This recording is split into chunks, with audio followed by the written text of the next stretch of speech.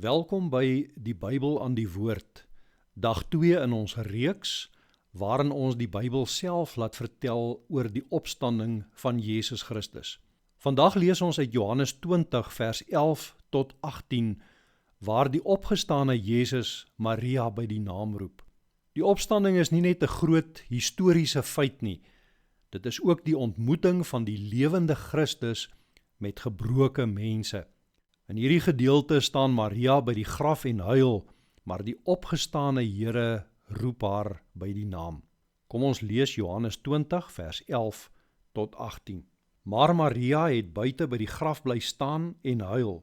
Terwyl sy huil, het sy vooroor gebuk om in die graf in te kyk. Toe sien sy 2 engele met wit klere aan daar sit waar die liggaam van Jesus gelê het, een waar die kop en een waar die voete was.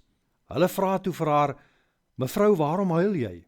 Sy antwoord hulle: "Omdat hulle my Here weggevat het en ek nie weet waar hulle hom nou begrawe het nie." Nadat sy dit gesê het, het sy omgedraai en vir Jesus daar sien staan, maar sy het nie geweet dat dit hy is nie. Jesus vra haar toe: "Mevrou, waarom huil jy? Vir wie soek jy?"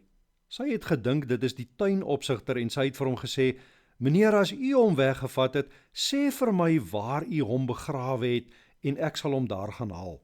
Jesus het vir haar gesê: "Maria." Sy draai na hom toe en sê in Hebreëus vir hom: "Rabboni," dit beteken leermeester. Jesus sê toe vir haar: "Moet my nie vashou nie, want ek het nog nie na die Vader toe opgevaar nie, maar gaan na my broers toe en sê vir hulle: Ek vaar op na my Vader toe, wat ook julle Vader is, na my God, wat ook julle God is."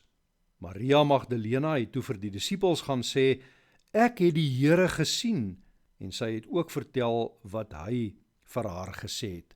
Tot sover uit die woord van die Here. Kom ons bid saam.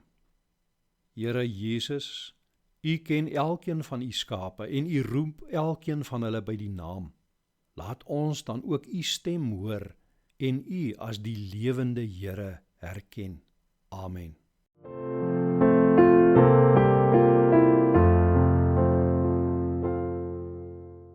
Baie dankie dat jy saam geluister het na die woord van die Here.